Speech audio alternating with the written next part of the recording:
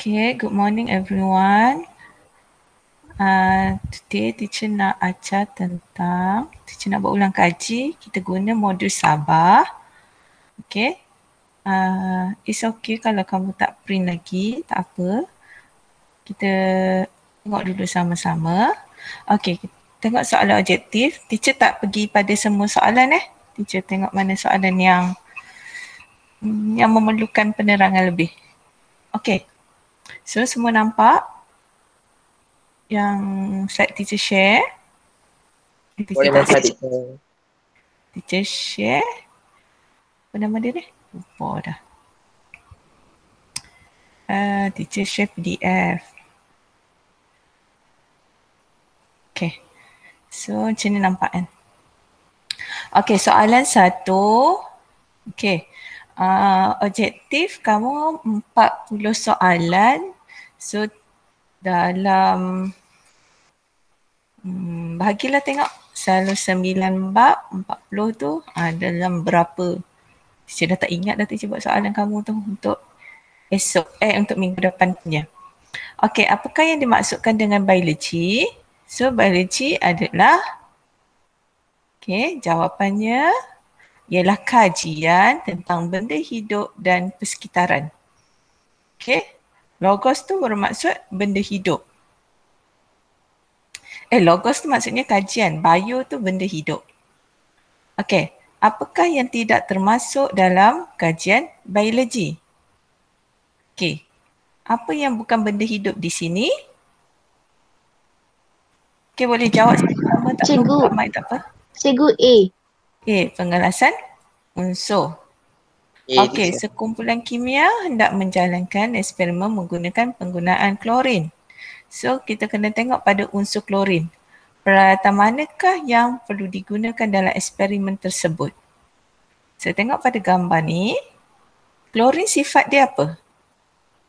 Sifat dia asid, cikgu. Asid. Kita kena guna kebun WhatsApp je. Kebun WhatsApp. So, yang mana kebun WhatsApp? D. Yang B ni, apa nama dia?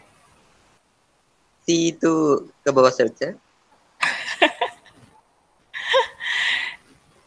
Betul ke B, C kebun WhatsApp? Dia ada dua nama tu. Satu lagi yang apa? Berlamina. Ya, cikgu, kabinet aliran lamina. Aliran lamina. So, klorin kena guna yang kebun WhatsApp. So, jawapan dia D ke C?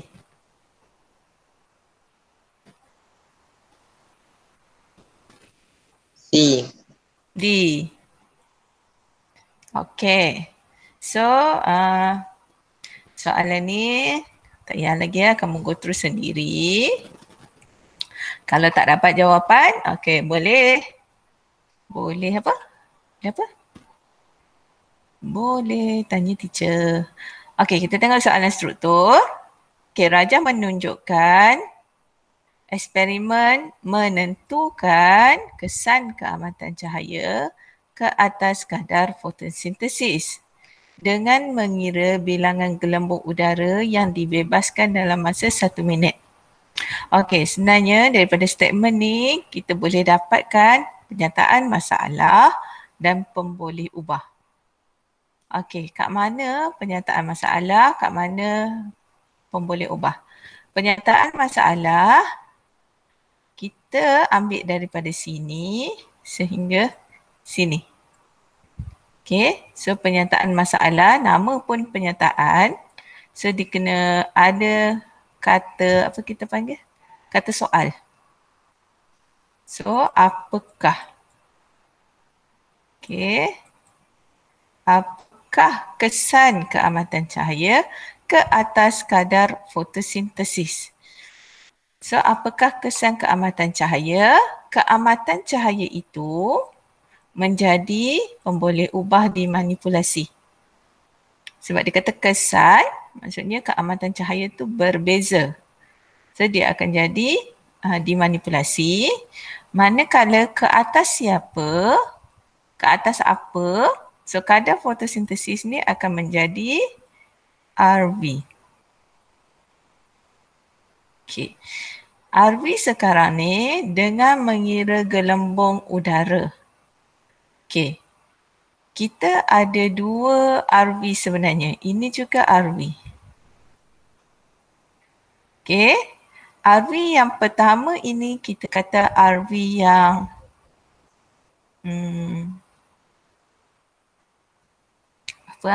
tersirat. Macam kamu belajar BM kan?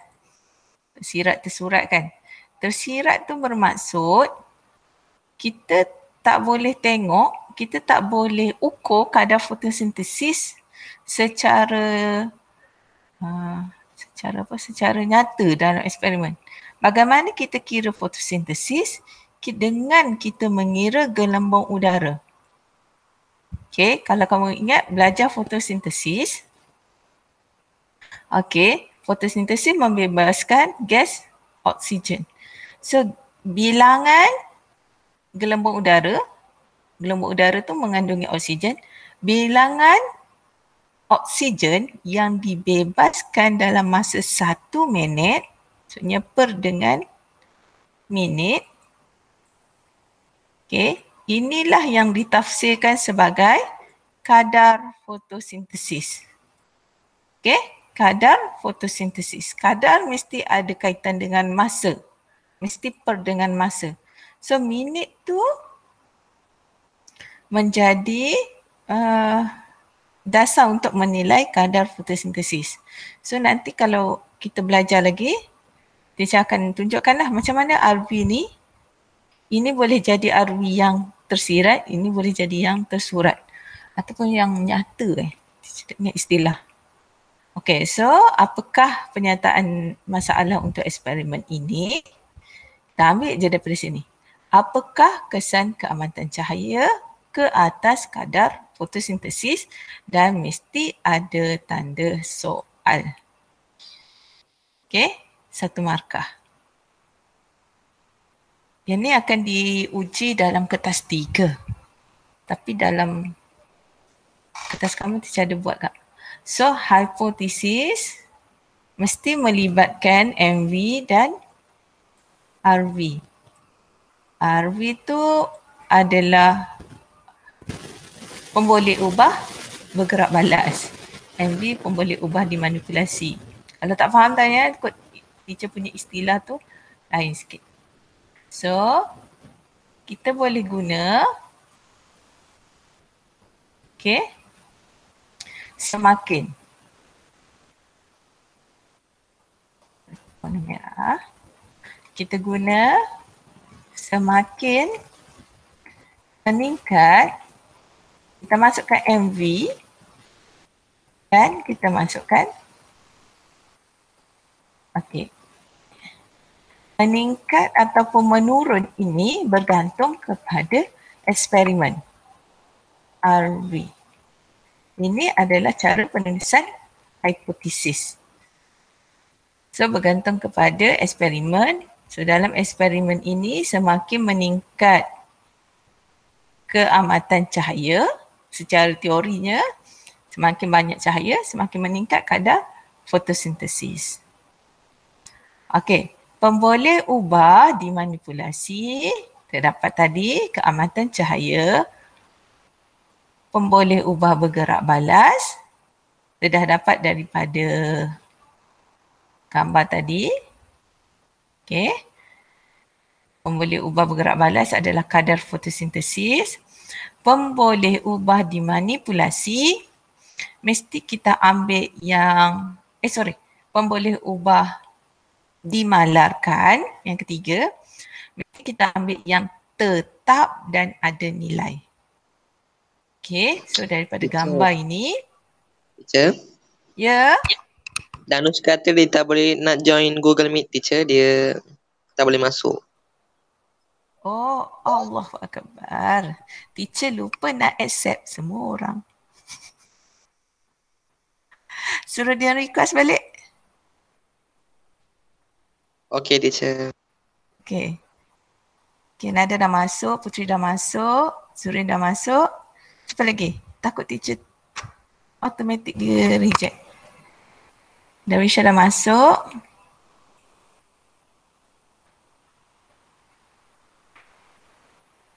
Sebab dia tak ada, selalu dia ada bunyi, dia tak ada bunyi. Okey, boleh? Okey, teacher terangkan tadi, pemboleh ubah dimalarkan. Okey, dimalarkan mesti ambil yang tetap dan ada nilai. So daripada gambar ini, okey, walaupun eksperimen ni kamu tak buat lagi, tak pernah buat lagi, tapi teacher ajar secara umum dulu. So dimalarkan kita boleh ambil yang ni. Okey, ini adalah larutan natrium hidrogen karbonat yang mana fungsi dia membebaskan karbon dioksida, Allah buruknya, karbon dioksida kepada tumbuhan akuatik untuk melakukan fotosintesis. So nilai di sini adalah peratus larutan natrium hidrogen karbonat. Okey, peratus yang ada nilai tetap. Itu sebagai pemboleh ubah dimalarkan. So, okey. Pemboleh ubah dimanipulasi tadi, keamatan cahaya. Okey, keamatan cahaya tu pun dia adalah pemboleh ubah manipulasi yang tersirat. Yang kita tak nampak jelas macam mana kita ukur keamatan cahaya semasa eksperimen. So, dia punya boleh ubah lagi, MV yang tersuratnya yang kita ukur adalah dengan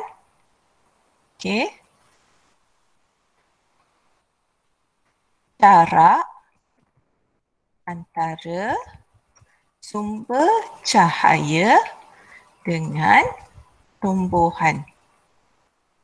Maksudnya di dalam makmal, di dalam eksperimen, kita gunakan jarak daripada sumber dengan tumbuhan.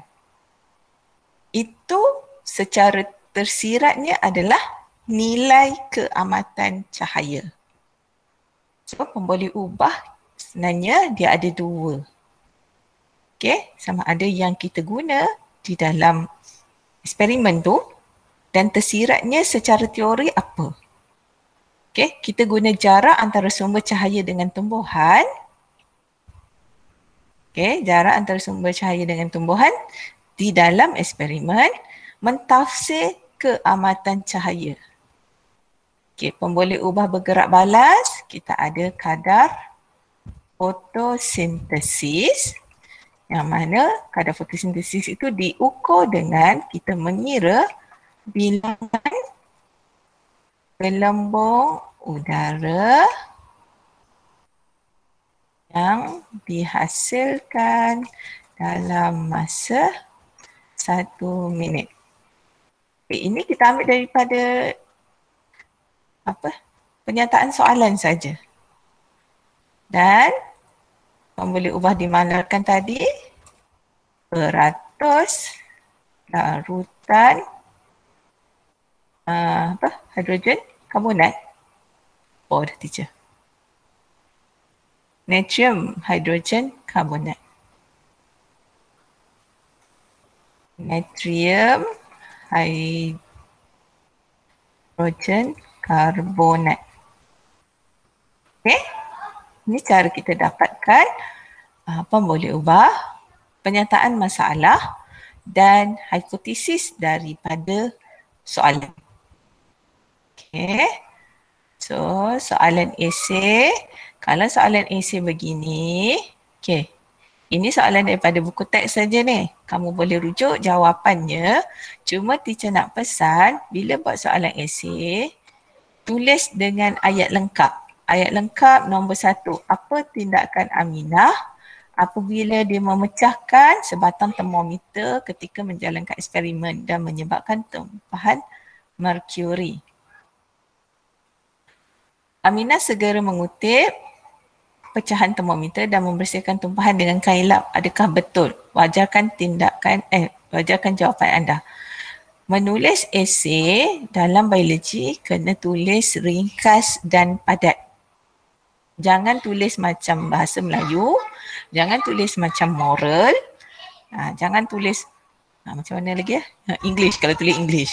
So, tulis dengan ringkas, adakah betul atau tidak? Kalau betul, betul. Kalau tidak, tidak. Wajarkan tu maksudnya kita memberi penjelasan kepada jawapan kita. Jangan sambung ayat dengan penyambung kata sambung tu. Manakala, walau bagaimanapun. Okay? Teacher, Okay, Tanush dah masuk. Ya, Baban. tadi Danus kata dia tak boleh masuk. Kau tak boleh masuk, teacher tak accept dia lagi. Sorry, Tanush. Tak apa Teacher- cikgu. Saya pun tak boleh join tadi. Sebab teacher punya ni dia macam setting setting sound ni macam pelik sikit hari ni. Teacher tukar Tak apa. headphone. Okay. Okay, dengar Kau dengar suara anak teacher menjerit.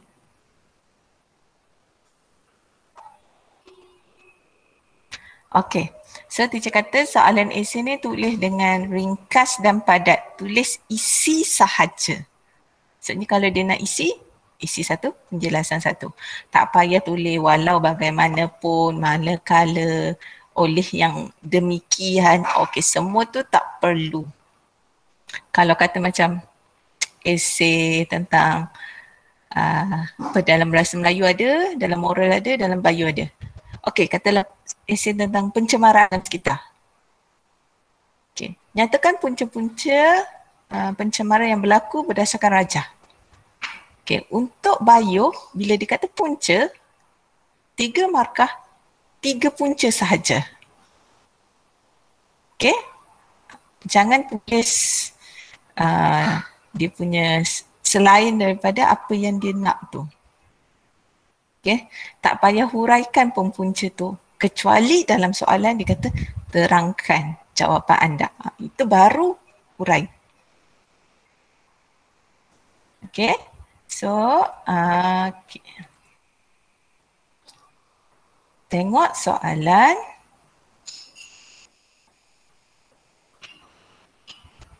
Teacher nak kecilkan sikit.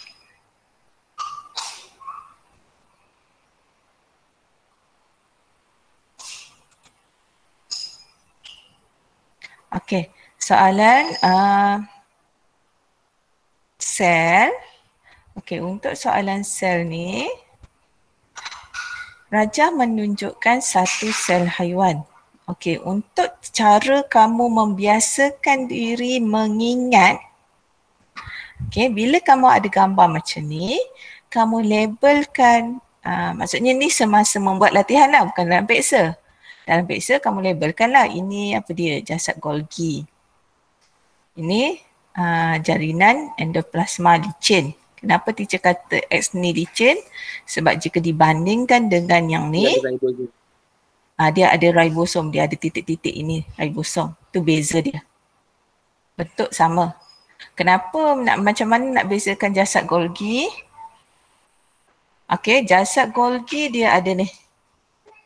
Hujung-hujung dia ada gambar bulat-bulat, bermaksud itu adalah vesikel. Vesikel angkutan. Vesikel angkutan ke, vesikel rembesan ke, sebab dia bergantung kepada arah dia nak ke mana. Kalau dia datang daripada sini adalah vesikel rembesan. Kalau sini dia nak keluar, vesikel angkutan. Ke teacher terbalik. Teacher pula terbalik. Okey. So, bila kamu membuat latihan kertas-kertas satu, kamu perlu menconteng supaya kamu mengingat apa yang ada. Membiasakan diri kita untuk melihat gambar tu. So, kalau mitokondria dia macam ada zigzag dalam dia ni. Okay, so Y adalah jasad Golgi, X adalah jarinan endoplasma licin. So, soalan dia nyata berkaitan dengan fungsi. So, jawapannya mana yang paling tepat? Okay. Y sintesis.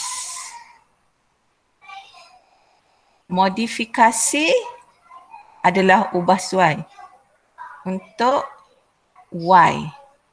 Okey, modifikasi protein dan mensintesis lipid. Okey, ini jawapan dia. Sintesis maksudnya hasilkan. Modifikasi ubah suai. Okey.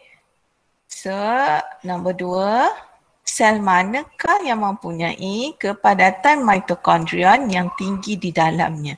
So, bergantung kepada fungsi mitokondria untuk menghasilkan tenaga ATP, yang mana proses yang berlaku adalah proses respirasi sel. Ini gabungan daripada bab 6 kan. Proses respirasi sel menghasilkan ATP. Proses respirasi ini berlaku dalam mitokondria. So, sel mana yang mempunyai kepadatan? Maksudnya bila dia nak padat mitokondria, sel itu perlukan tenaga yang banyak untuk berfungsi. Sel sperma dan sel otot sayap dalam burung dan serangga. Okey, sel sperma dengan sel otot dalam sayap burung dan serangga. So, bila soalan ini diubah suai kepada soalan struktur, kami mesti menyatakan pula apa fungsi sel sperma itu. Kenapa dia perlukan tenaga yang tinggi untuk dia berenang di dalam tiub falopio semasa proses persenyawaan. Okey. Ada kot dalam teacher, sebab teacher tak ada buku teks yang fizikal ni, susah nak buka. Ada dalam buku teks, setiap sel itu ada penerangan dia. Kalau sel otot sayap, untuk burung dan serangga, supaya pengecutan dan pengenduran otot berlaku dengan pantas untuk proses penerbangan. Okey. Kalau sel mesofil palisat, sel mesofil palisat ni adalah sel yang terdapat dalam daun. So, kalau daun melibatkan proses fotosintesis. Sel mesofil palisat dia banyak kloroplas.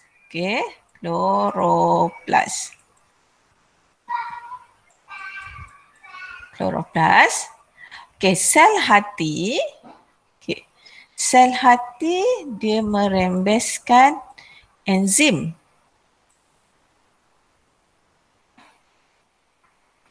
Dia merembeskan enzim, tapi dalam peringkat kamu dia tak berapa tekankan.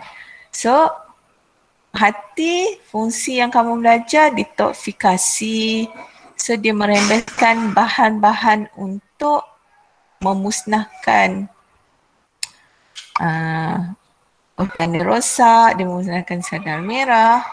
So, fungsi hati ni, apa yang organel yang banyak adalah bukan enzim, teacher silap pula, itu pankreas.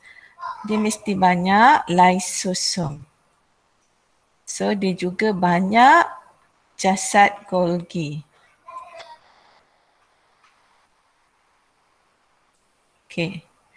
Dan jaringan endoplasma licin rasanya. Seterusnya, apakah fungsi sentriol? Sentriol dia menghasilkan gentian gelendon semasa pembahagian sel. Rajah menunjukkan struktur protein yang telah mengalami proses X. Ini bab di mana protein primer menjadi protein tertier. Maksudnya perubahan protein tu perubahan kepada dia diubah suai menjadi protein tertier. So, yang mana yang paling tepat di mana dia berlaku? Jasad Golgi. Ya, jasad Golgi. Organel manakah yang terlibat semasa sintesis protein? Sintesis maksudnya hasilkan. Ribosom. Nukleus. Ribosom dan nukleus. nukleus. sebab dia masih di peringkat sintesis. So nukleus menghasilkan, menghantar maklumat protein apa yang perlu dihasilkan oleh ribosom. Okay. Raja menunjukkan satu sistem, ini sistem urinari, ini adalah ginjal. So apa berlaku jika ginjal rosak?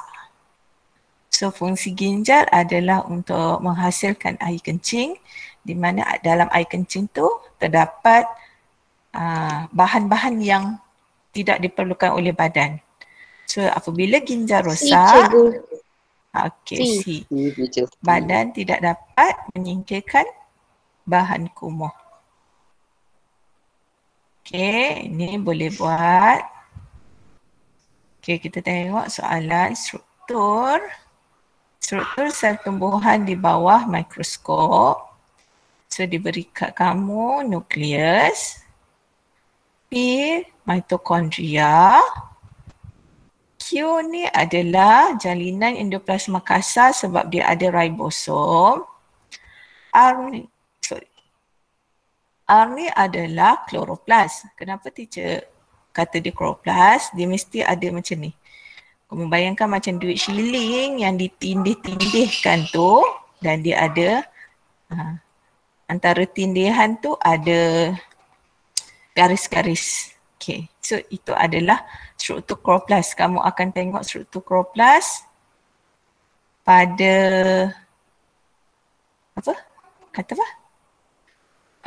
dalam bab yang ni. Kamu tulis dalam chat lah. Sorry, chat teacher tak buka. Kalau ada soalan, buka je mic. Okay? Teacher tak perasan nanti. Sorry. Okay, ada soalan? Tak ada cikgu. Tak ada cikgu. Okay, so kalau kita tengok pada gambar ni, teacher nak bila ni kita mesti kenal ini adalah dinding sel. Dinding sel ni dua lapisan ni. So ini adalah membran plasma. Apa lagi yang kita ada? Ni jasad Golgi. Ini adalah vakuol. Membran yang melapisi vakuol adalah tonoplas. Sitoplasma tu biasa. Itu sajalah kot. Kamu bila buat latihan tu, gambar tu, analisis sepenuhnya. Walaupun untuk soalan tu tak. Sebab cara macam tu membantu kita untuk mengingat untuk soalan-soalan yang akan datang. Namakan P adalah mitokondria. Mitokondria. R adalah kloroplas, Q adalah jalinan endoplasma kasar. So bila soalan namakan, nama mesti betul. Sebab nama. Bila dalam esei, katalah kamu tulis jalinan endoplasma kasar tertinggal huruf 1, dia diterima lagi sebab di dalam bentuk esei. Tapi bila dalam soalan namakan, nama kena betul. Macam nama kamu lah, kalau teacher je salah kan. Tak biasa. So terangkan fungsi organel P dalam sel tumbuhan. So P adalah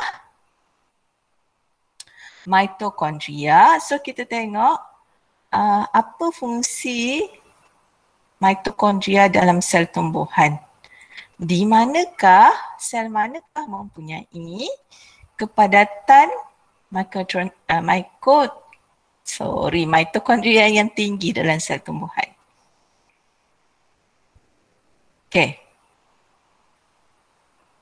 Jumpa tak? Sekejap teacher share.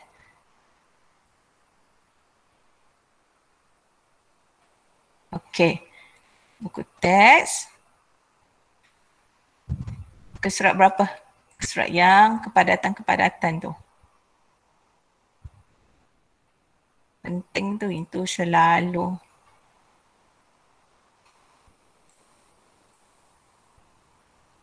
Okay, this one. Cikgu, Ya, kalau semasa pembukaan dan penutupan stoma boleh tak? tak. Sebab proses pembukaan dan penutupan stoma melibatkan proses osmosis, so dia melibatkan proses fotosintesis. Di Okey, situ cikgu. fungsi kloroplast. So mitokondria, ni sel meristem tumbuhan. Sebab jarang ditekankan ni. Sel meristem tumbuhan, sebab kamu akan belajar tumbuhan masa form 5. So masa form 4 ni jarang nampak sakit.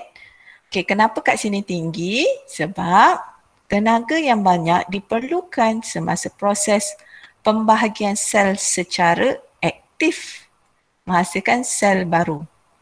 Okay, sel meristem di mana? Mati tunjuk balik. Ni.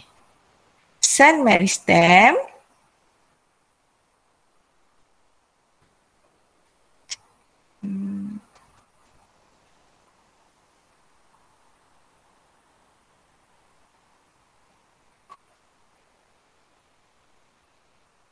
Okay. Sel meristem ni dekat sini. Hujung akar dan juga hujung pucuk. Hujung pucuk sama ada pucuk di sini ataupun daripada sisi. Kat mana tumbuh pucuk baru? Kat mana tumbuh akar baru? Hujung-hujung akar. Itu adalah meristem apex. Apex mesti akar dan pucuk. Meristem sisi adalah, okay, kalau kamu ingat kamu belajar masa form 3, kita ada xylem, kita ada phloem. Okay. Meristem sisi kat tengah sini. Okay. Yang nak membentuk xylem dan phloem yang baru. Itu nanti kamu akan belajar masa form 5 lah. So, ada meristem apex ni, dia tunjuk gambar sini. Apa yang berlaku adalah berlakunya proses mitosis. Pembahagian secara mitosis yang sangat aktif nak membentuk akar baru. Akar tu nak memanjang ke bawah. So apa yang penting dalam sel kat sini adalah mitokondria. Kepadatan mitokondria dalam ni sangat tinggi. Okay. Faham So macam mana kita Teacher. nak? Ya. Teacher, yang tisu meristem sisi tu ke yang menambahkan diameter batang pokok? Ya. Nanti kamu akan belajar masa form 5 bagaimana pertumbuhan pokok secara sisi. So dibantu oleh meristem sisi itu supaya batang pokok tu lebar ke tepi. Sebab dia proses pertumbuhan pokok ke sisi dan ke atas berlaku serentak. Okey. So kita tengok pada jawapan macam mana kita nak menulis jawapan. Terangkan fungsi organel P dalam sel tumbuhan. Okey. Bila dia bagi dalam bentuk alfabet apa? Abjad ni. Okey, bila dia bagi dalam bentuk alfabet ni, okey, kamu apa orang kata? Bagi nama, bukan bagi nama. Nyatakan P itu ialah apa? P ialah mitokondria. Okey.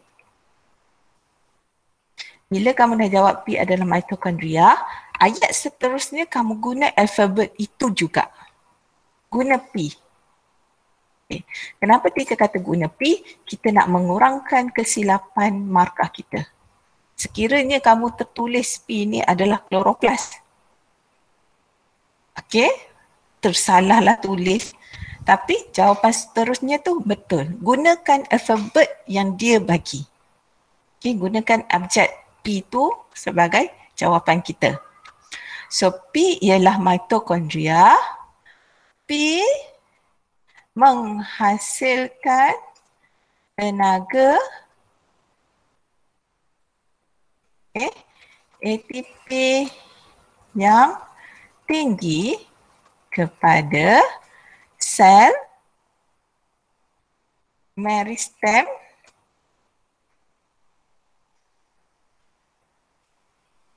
apex. Okey. Dia nak menghasilkan tenaga yang tinggi kepada sel meristem apex supaya sel meristem apex tu okey, letak je titik dulu. Kita nak latih kamu menulis ayat-ayat pendek sahaja. Sel meristem apex okey, melakukan pembahagian sel ataupun kamu pilih mitosis pun dah betul dah. Mitosis secara aktif. Secara aktif boleh ganti dengan sangat banyak. Okay. Maksud teacher, bila dia kata P itu mitokondria,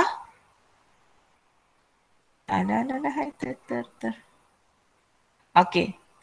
P yang tinggi ini dia setara dengan secara aktif.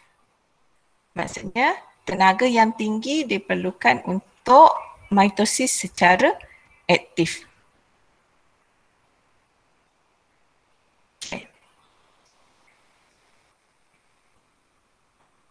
Okey, soalan B. Ribosom dalam Q mensintesis protein untuk membina hormon. Okey, hormon adalah sejenis protein. Okey, ribosom dalam Q, ribosom dalam jaringan endoplasma kasar menghasilkan protein untuk membina hormon. Terangkan kesan ke atas pertumbuhan sesuatu tumbuhan jika hujung pucuk kekurangan ribosom. Okey, soalan ni tricky sikit sebab kita assume hormon ni sebagai hormon pertumbuhan. Okey, dalam tumbuhan, sebab kamu tak belajar lagi, dalam tumbuhan ada banyak jenis hormon. So, hormon yang penting pada hujung pucuk adalah hormon yang membantu pertumbuhan. So, apa kesannya sekiranya kekurangan ribosom? Ini kita panggil soalan negatif. Bila kurang ribosom, kurang protein dihasilkan, kurang hormon dihasilkan, tumbuhan akan menjadi kurang ataupun terbantut. Nampak ayat teacher? Apa yang berlaku ialah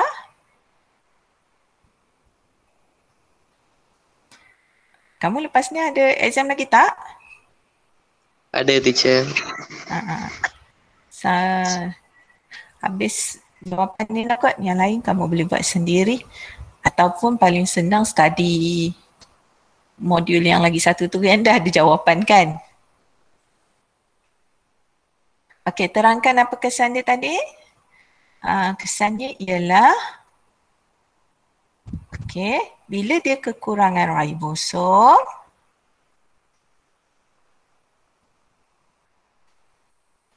kenapa hilang pula dah? Sorry. Ribosom kurang menghasilkan ataupun kamu guna mensintesis protein. Bila ribosom kurang menghasilkan protein, kurang hormon dihasilkan. Bila kurang hormon dihasilkan, tumbuhan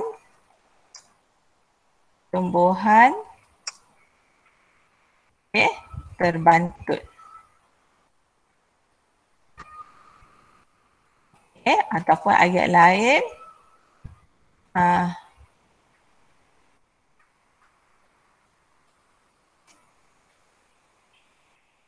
dalam biodiagram tu dia tak kisah sangat tentang bahasa tu.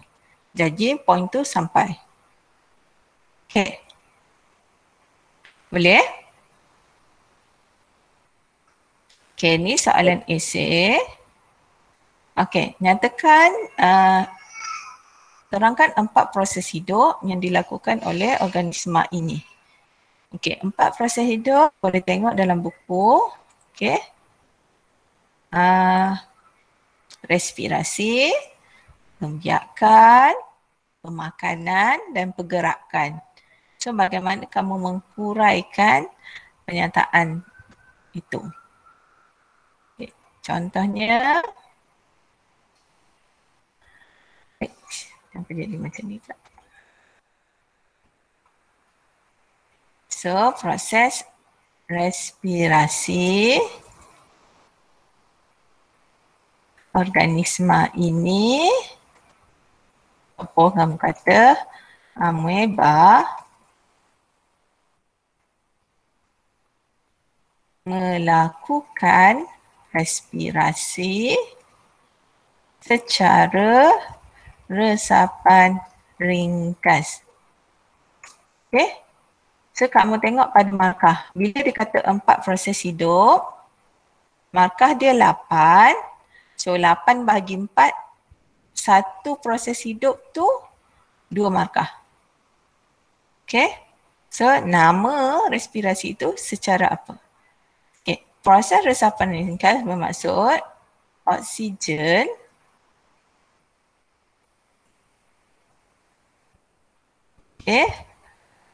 meresap masuk melalui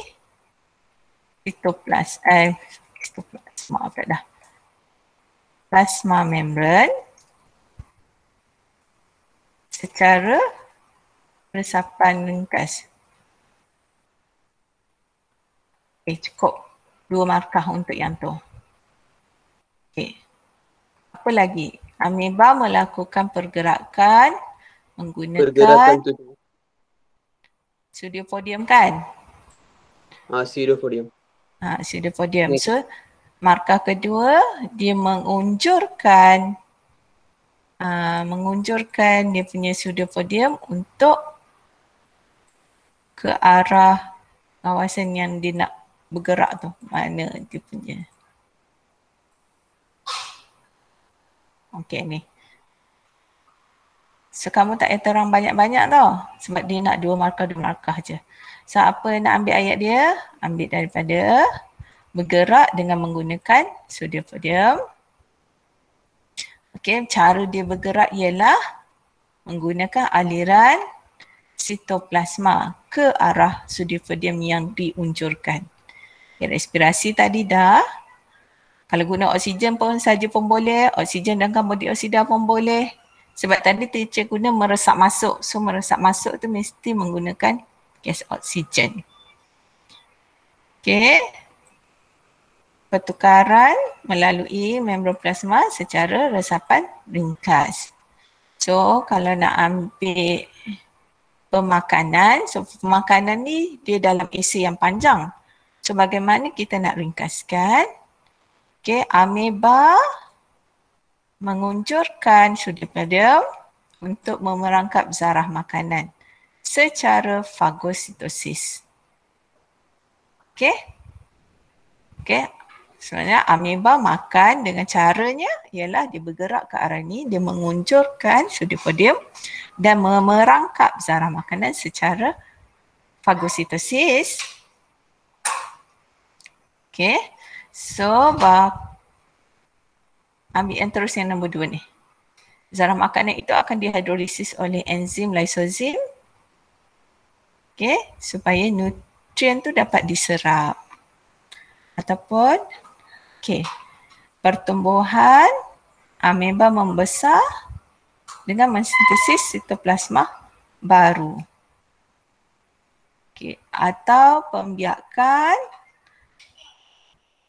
ameba menjalankan pembiakan seks pembelahan dua secara mitosis. Okey, mana-mana untuk 2 markah. Sebanyak jawapan boleh dipilih. Okey, teacher rasa teacher nak berhenti kat sini dulu. Okey, kamu pun ada exam. Okey, kalau ada soalan. Okey, ada soalan lepas ni boleh message teacher tanya.